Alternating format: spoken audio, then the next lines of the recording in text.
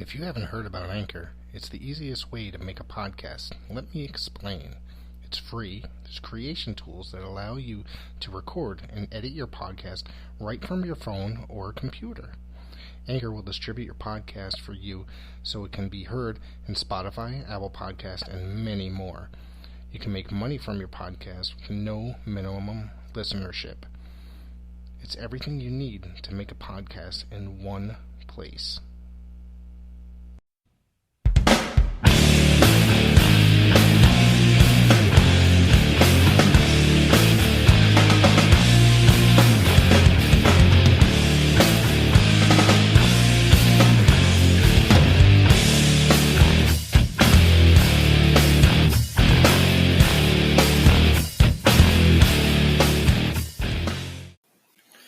Hello everybody and welcome to the Pro Zone.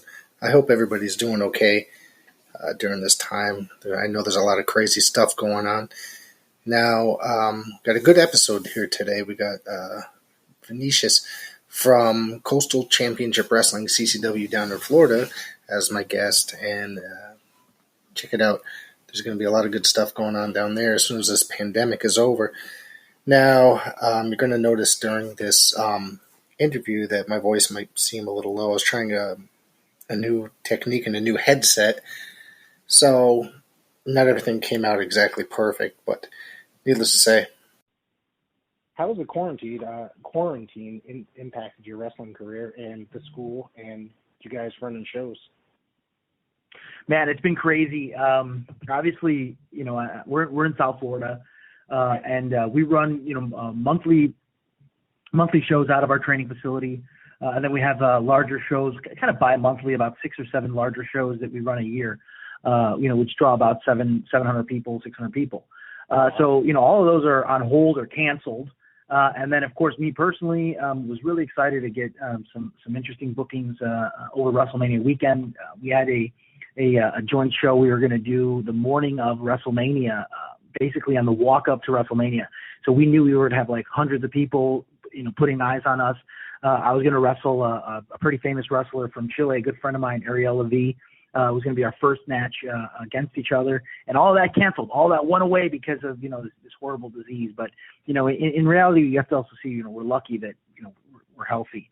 But it was really upsetting to lose those bookings. Yeah, the whole world. Up here in Connecticut, everything is it's done. I haven't been to a show probably in a month and a half. I used to go like 2-3 times a month to a local indie up here, which I loved going to. But you guys stopped. There's no classes running or nothing like that either, right? Yeah. So March 15th, I think, was our last real class. And I know you guys up there in Connecticut, you're by New York, it's like the epicenter of America, man. You guys gotta be extra careful, and it's gonna be much longer, I think. But here in Florida, it was probably the second or third week of March, and we had kind of a strange moment. Like we banned handshakes. In professional wrestling, when you come into the warehouse, everyone goes around and you shake each other's hand as a sign of respect, as a sign of we're going to take care of each other in the ring, et cetera, et cetera. And then we said, look, no handshakes. And then I'm like, guys, we're locking up. We're rolling on each other. Right. So the realization hit is like, let's postpone it. We thought it maybe be 2 weeks, 3 weeks, but that was a month ago. So, we don't know when it's going to come back, but it's been really frustrating because, we have guys who want to be there. I know that if we said tomorrow, hey, we have a full workout, whether there was an epidemic or not, our guys would be there. But as a responsibility of the school, we just didn't want to put our people in harm's way. Right. Now you're running the school, the business end of the school, and you mentioned that Pablo Marquez is the head trainer there. Yeah, my business partner. And world-renowned Pablo Marquez used to wrestle for WWE and ECW is one of the ECW originals. Right. So yeah, he's our head trainer. He does everything over there in regards to training, and then of course I run the business side. Right. How did you first get into professional wrestling? Man, it's crazy because I've been kind of a little bit on the outskirts of the business growing up. I always tell people I was a professional wrestler in 1992 when I was 4 years old. And it's just when I saw Ric Flair go coast to coast in that Royal Rumble. It was like, it must have been in January of 1992. I was hooked. I was a Hogan fan, I think, for 4 or 5 months before that. But then from 1992, I mean, I would just be suplexing my friends. I did a lot of backyard wrestling. I mean, I actually shouldn't talk about that, but did a lot of backyard wrestling, up until high school. I played football and I was a amateur wrestler as well into college. And then, it was about 8 years ago, I caught up with Dan Ackerman and Phi Delta Slam. They were in TNA. And I approached them and said, look, I want to be a wrestler. That's great. So that's pretty much what's got you into professional wrestling. What's your biggest memory that you've had so far in your career? Man, it's crazy. It's like obviously, promoter wise, there's a million things, but one of the funniest things was I was in Panama, and I was with the great Hugo Savinovich, and he was a WWE announcer for 15 years. Mm-hmm. And he created my character, Vinicious. He made Vinicious. It was like 8 months ago in an airport. I was booked to wrestle in Colombia, and he saw me, 6'2", 340 pounds, and he's like, you need to come to Panama. And he created a new character for me, Vinicious, the Brazilian destroyer. I'm a Brazilian. So we get to Panama, and he has us at a news station for this big press thing, press junket. And so, I'm sitting there and I've got my face paint and I'm, trying to be like this like big bruising guy. And it's, there's news reporters there, and Hugo's talking about the card, and then he turns to me and he goes, now Vinicious, please, let all your fans know in Chile, let all the Brazilians in Chile know, to come out. And he basically asked me to cut a promo in Portuguese. And I'm a Brazilian, but my Portuguese is terrible.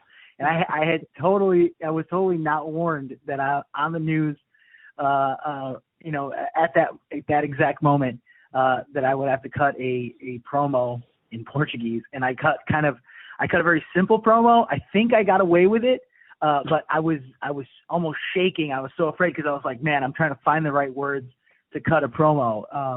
And that was probably pretty memorable because I think I did it. Hugo made fun of me a little bit afterward, but I was able to get through it. And that was pretty memorable to me. And anytime that you spend with guys like Hugo Savinovich, anytime that I'm in the ring with Pablo Marquez is incredibly, Pablo as well, is incredibly memorable. Those guys are legends. I mean, legit legends in the sport. Was Hugo part of WWC at one point, or was it IWA? I'm trying to remember offhand. Man, you know what?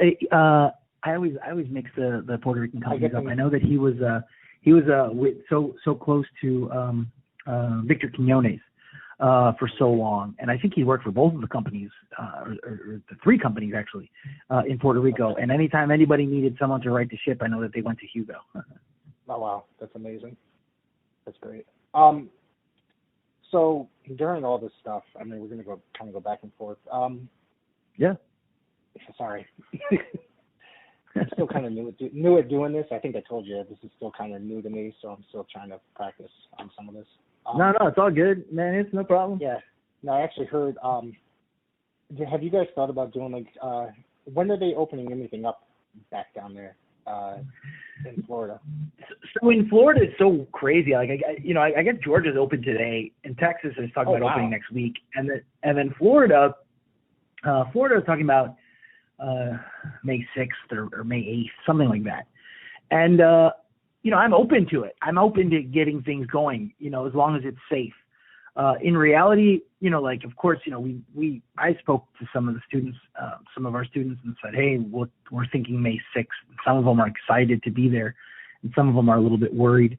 But as long as things seem to be semi back to normal, as long as I'm going to look at jiu-jitsu gyms, I'm going to look at karate gyms, and I'm going to see when are those people coming back, and then I would like to be back a week before them.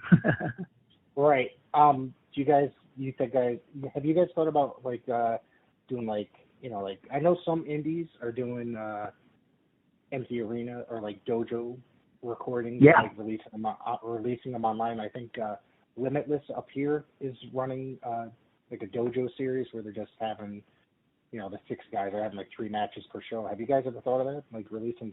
Yeah, actually, before the shutdown happened, one of our main talents, Eric Efron, he's a manager, he's also a wrestler. He'd broken his arm, and we had a show in end of March for him, where we were going to have a show for him end of March. So how long have you been wrestling? Did you say you've been wrestling? Yeah, so it's funny because like it was 8 years ago I started. So I'd been wrestling as a backyard wrestler. It was 8 years ago I went to CCW, right.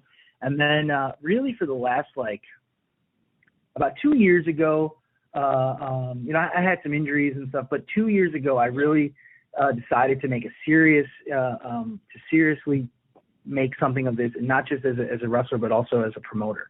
And I kind of always knew I was going to be a promoter, but it was 2 years ago. My girlfriend at the time, she was expecting our firstborn, and he passed at 8 months. He was 8 months in the womb. He wasn't born yet, and I was in like a pit of despair, man. I was really depressed, and then I told myself, you know, what advice would I give my son had he lived, if he was in that time in his life, pit of despair, you know, about around 30 years old, you know, the early 30s, I think he was about to turn 31. So what exactly, you know, would I tell him? And it's like, you know, just go do what you love and go and 100% involve yourself, you know, not just as a professional wrestler, as a promoter. So from that moment on, you know, I'm very lucky to be working with, you know, Pablo Marquez and CCW, and Dan Ackerman, also the founder. And it was like, look, we have 16 years of, at that point it was, 15 years of history, and we could be the best promotion. We can be like MLW. We can be like a Ring of Honor. We don't have to just be, you know, confined in our space. You know, we have such a big following. So that was kind of the moment you know, when I wanted to really move forward and really put some goals together. And then of course, as Vinicious, it was Hugo Savinovich who saw me, and he's like, you know, you shouldn't lose. You know, I was the type of guy, like, I don't care. Like I can lose every time. And he's like, no, you should, you know, you look like a monster. So why don't you wrestle like one? So at that point it was, you know, full speed ahead as Vinicious. Wow, that's amazing. That's how many students do you get in there per month? Do you guys base it on I don't know. Like, yeah, so we have we have 26 active students right now, and before the quarantine, before COVID-19, we had 6 new students who had just signed up like a week before, and they kind of come in these like come in spurts, you know. And so we had these 6 new students. We're really excited about it. We have 26 that are, some of them the training is complete, but they still come and they sharpen their sword and they want to work on CCW shows. So, you know, like Pablo in particular, he has an expectation that you're there 3-4 nights a week. If you're going to be a top CCW wrestler, you know, of course you get your training, you get your first matches, but whether you've been wrestling for 2 years or guys who've been wrestling for 6 years, the expectation is, look, come in on Sunday mornings, work with the new guys and work yourself, and also be available, like, so that we can see, that Pablo can see, like, who are you going to be and how you're working. So we have 26 guys that are normally are there, and then we have 6 new people on a monthly basis. It really depends, because you get guys who come in and they start out well, or they have some issues early on, and you know, sometimes people quit because it's not easy when they start taking bumps. But a lot of times, if you can keep them for, you know, 4, 5, 6 weeks, and you can really get to the meat of the real training, you know, doing moves, hitting the ropes, doing that type of stuff, you know, then you can basically tell who's going to be there for forever, you know. And there's guys, of course, that we've had that come in and they do so well, and then they move on to bigger and better things, which is great. You know, or guys that through Pablo get connected to promotions in Mexico or Puerto Rico or Panama or those places, and then they're quote unquote gone, but they're still part of that CCW family. And right. So, you know, we have guys, man, I have like 5 or 6 guys who are ready to start right now during the pandemic. And as soon as it opens up, we hope that they're there. And I have 2 guys that are into the wrestling media, you know, managing. Like, we have a program or we, you know, if you want to be a manager if you want to be an announcer, if you want to learn wrestling production and booking and all that type of stuff. Dan Ackerman, who's been in the business for 16 years, he's there to show you, announcing and ring announcing and commentary and the business sense of things. So we have two guys who are currently working at a sports radio station here in South Florida, and they're like, look, we love sports radio, but you know what? We want to be in wrestling media. So they're coming in, which I'm excited about too. So, we have a lot of these guys that are ready to come. It's just getting them there. We have our own little performance center in Fort Lauderdale that we are training guys almost every single day, but at least 4 days a week on normal classes.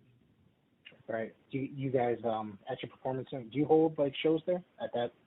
Yeah, we do monthly. Yeah, we do monthly shows there. I think those shows sometimes are more fun than when we run like larger shows, because on a larger show we try to be quick, 6 matches, 5 matches. We try to be out of there within 2 hours. We don't like an audience that's dragging. I've been to these indie shows. I've been booked at indie shows where it's like 20 matches, and you're sitting there and you're like, man, by the time I go and do my thing, like people are not going to care about me. So we want to have and our fan expectation is to have a really good show. So, we have 3-4 matches to build, and then we always try to get a really nice main event, whether it's our last big main event was Agony, who's a new CCW heavyweight champion, versus Striker Ramirez, who had held the belt for about a year and a half in a casket match. But a lot of times, we've had some awesome main events, like we brought the great Sasuke in December. And it was unbelievable, and it's crazy. I picked up Sasuke at his hotel, and he comes down, and I'm like, man, this is a legend to me. I love Sasuke. Obviously, Pablo is great friends with Sasuke. He worked Michinoku Pro in the early 2000s with him, and then he also, with Liger and Jinsei Sasaki or whatever. So I see Sasuke for the first time. Never met him before, and he's walking like a 90-year-old man. So I'm like, oh no, that was unexpected, right? So it's like really scary. And of course, he has hip issues and leg issues. And I think even when we're in the ring and he started to loosen up, he made a joke and he's like, oh, this leg, no work. But man, did he come through in the match. He did the top rope Liger drop kick. The top rope Sasuke special, and then he did the Liger dropkick into the ring to finish the match. And then I saw him, like 2 weeks later, he was at Wrestle Kingdom, and he looked great. And so, a guy who surely has been abusing his body, he cracked his skull, he cracked his hip over time. But man, when he came to South Florida, when he came to CCW, he performed, the same way that he performed on Wrestle Kingdom, a few weeks later. So we like to bring those guys and put them in the main event, because a lot of people like to see those guys like MVP. And other guys too, Matt Striker's our tag team champion with Will Austin and Matt Striker, the Matt Striker from Lucha Underground and formerly WWE. So we like to mix those guys in on those big shows because we like to draw a big crowd. But those student shows, man, are so fun. They're storyline driven. They're interesting, and sometimes that I'm willing or other people are willing to risk some kind of crazy stuff, because if we screw up, we look like an idiot in front of about 120 people instead of 700 people. So, but they're great. They're great shows. How many people you fit in your little center, your performance center? Man, if the fire department is listening, like 80. But no, like we've gotten as much as like about 100, 120. We make sure that the wrestlers are outside. We make sure everything's spaced out as well. Like we don't want to cram too many people in there. And it's cool. It's interesting because it's like we have this core CCW fan in Fort Lauderdale, so we didn't have to say like, Sasuke or MVP or Jake Roberts or whoever, that people that we, or Dustin Rhodes, like people that we've worked with. We don't have to tell that core group that any of those people are coming. Like they come for Will Austin and Vinicious and Cha-Cha Charlie and stuff. So we can get about 80 to about 120 on those monthly shows. That's actually a good crowd for, stuff like that, for like a student show, Yeah, I've been on shows like I was flown down to Bogota, Colombia, and then there's like 60 people there, 50 people there, and I'm like, man, they're flying, I was only booked because, of course, they really wanted Pablo Marquez, but they had Pablo Marquez wrestling and other people wrestling there, and they're drawing 60 people, and then us, we just say that we have a show, we don't even have to put a card, and we'll get 60 people, we'll get 80 people, but more importantly, it's those big shows like that we run, 6 times a year, like upcoming on June 6th, Summer Glory.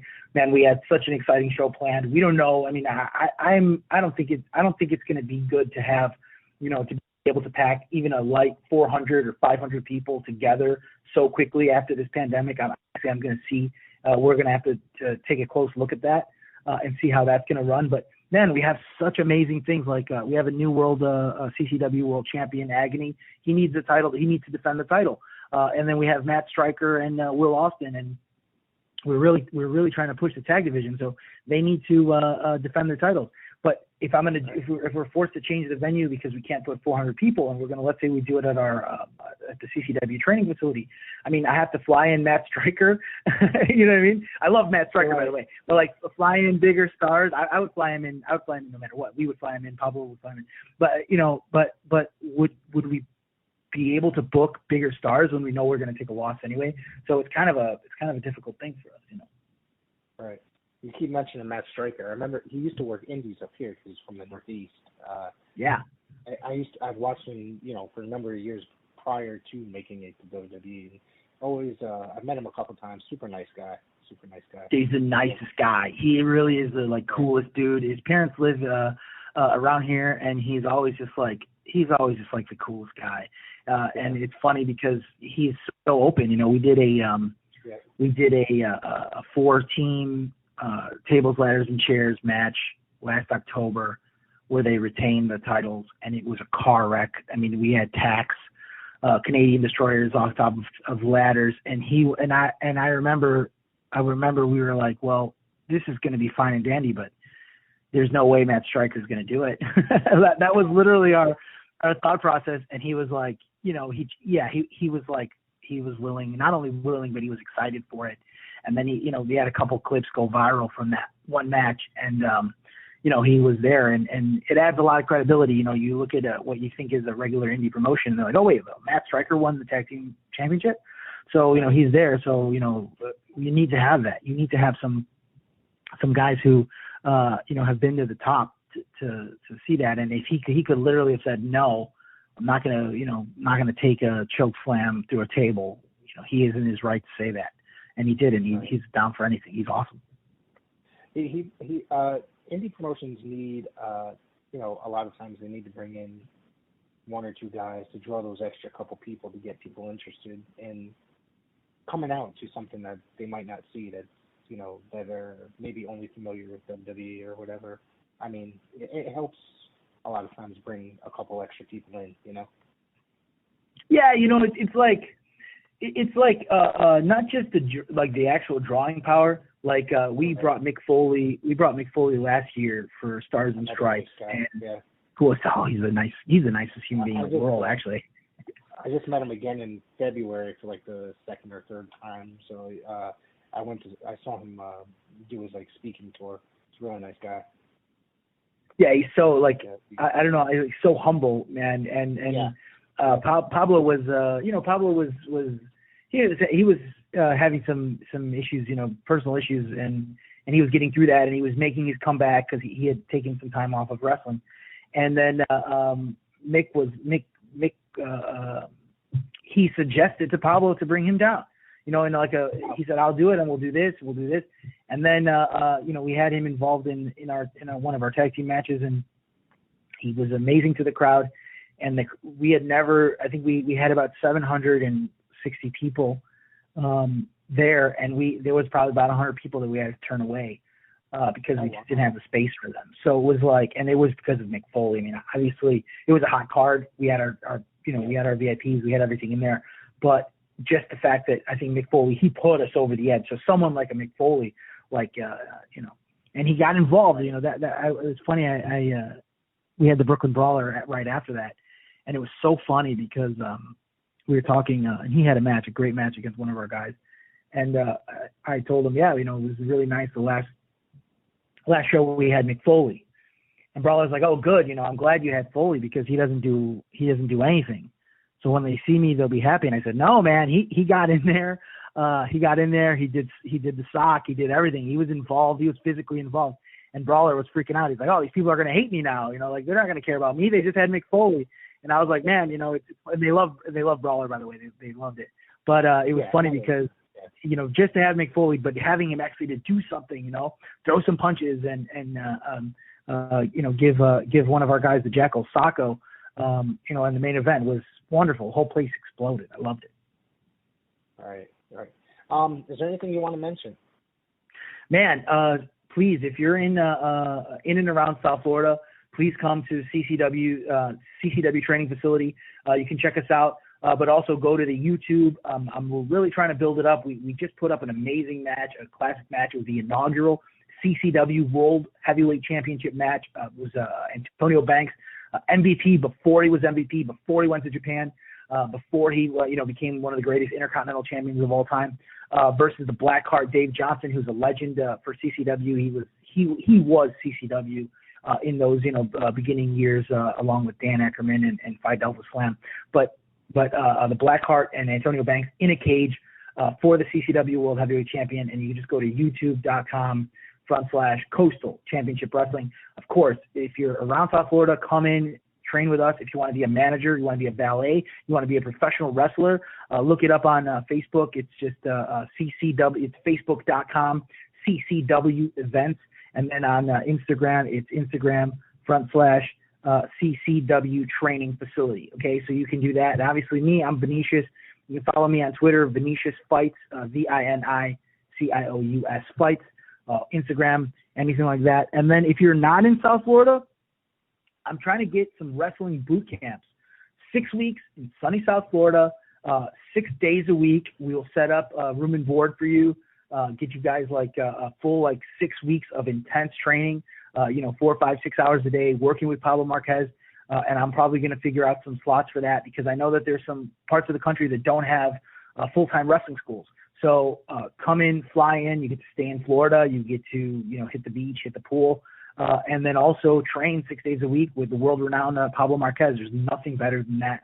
And then you can email me or you can touch base with me on the next boot camp dates. But, please, it would be something that you would definitely get what you put into it. But most importantly, if you have the skills that are needed to become a professional wrestler, a guy like Pablo Marquez can make sure that not only do you learn how to be a good wrestler, but you'll get booked. You'll get booked in South America. You'll be booked in Mexico. You can be booked in Puerto Rico. And then that would be just through the boot camp or just coming in as a student to Coastal Championship Wrestling, and also, we are trying to put together some interesting weekly show. We're going to probably do add an extra date to the Performance Center, our facilities shows. So we'll just run twice a month there, and then we're going to cut up, at least 20, 30 minutes a week for a regular show. And that'll be on the YouTube at first, and then hopefully we'll be talking with, other outlets to potentially get that going. It's all long-term, obviously, but, just CCW, Coastal Championship Wrestling, please give a look in our direction. And we're really looking to be the best promotion in South Florida. All right. That's amazing. All right. Check it out. Buy a shirt too. I'm looking to buy a shirt. Oh, yeah. Yeah. Buy a shirt, man. You go to CCWrestlingFL.com, put it on, click the shop, and then you can buy a red shirt or a black shirt. And then that very, very voluptuous, beautiful Cuban woman there happens to be my wife. So check that out. She's beautiful. But also buy a shirt, please. She just had a baby 7 weeks ago, brother. That's how she looks. She's unbelievable. Congratulations. Oh, man, it's crazy. It's my whole world. But, yeah, go buy a shirt, CCWrestlingFL.com. Or email me. Email me for bookings or email me for training. It's Nelio, which is my shoot name. It's NELIO at CCWrestlingFL.com. And if that's for training, that's for questions, that's for merchandise, whatever, I'll get back to you pretty quickly. And yeah, we're open for business. And I mean, well, not really. I mean, I'm open for business. And then once this pandemic is back, once the pandemic is down, we'll be right back for business and training wrestlers, running shows and be a part of it. And Rick, you got to be a part of it too, man. You ever come down to South Florida? I haven't yet, but I do have friends down there, so I will have to make that, part of the trip whenever I do go down there. I'm looking to go down there next year probably. I'm trying to remember the city that they live in. Perfect. Yeah, well, no, we'll have you there, have you at the show. I'm sure, interviews, commentary, all that type of stuff. I'm sure that, we'd love to have you. And also to talk wrestling, I'm a purist. Pablo Marquez is an insane purist. Like, he does not like to break kayfabe. It's insane. Like, I broke kayfabe on in Panama. Old school. Yeah. He's old school, brother. No, he's and I broke kayfabe in Panama on a news interview, and he was upset for like 2 days, and it's like, okay. Wow. But you know what? That's wrestling. Like, that's the wrestling I love and fell in love with. Obviously it's different now, but yep. Come down, Rick, please. And we'll do some interviews. Absolutely. Thank you so much. Oh, thank you.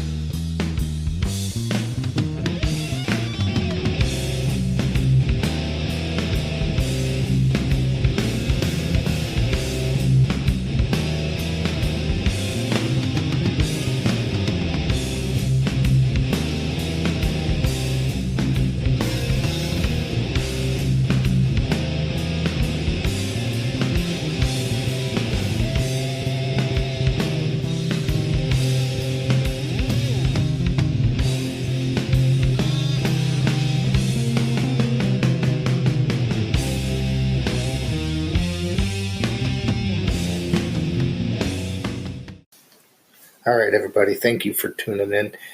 That was Vinicious of Coastal Championship Wrestling down in Southern Florida. I urge you to check it out. It's Coastal Championship Wrestling FL.com. Go buy a shirt. Now, a lot of indie wrestlers are struggling, indie promotions. I urge you guys to go online, go to highspots.com, go to Pro Wrestling Tees, go to any of your favorite indie promotion or indie wrestler that has a website or somewhere to buy shirts, whether it be Pro Wrestling Tees or anywhere else, and buy a shirt, buy a DVD, buy anything you can. Help these guys out, because a lot of them, they can't work right now. None of them can work right now. So, and if you can, it's just really nice. I've got some stuff coming in the mail. I, go to my YouTube channel and you will see me unboxing some of these. I've already got 2 videos up because I've been buying a bunch of stuff lately. I got some stuff from High Spots and Pro Wrestling Tees. I got some other stuff coming in. So, if you want to check out my collectibles, I'm going to be having a giveaway pretty soon. So keep tuned in to this podcast and check out the YouTube page, Pro Wrestle Zone, on YouTube. Please go check it out, and I hope to talk to you next time.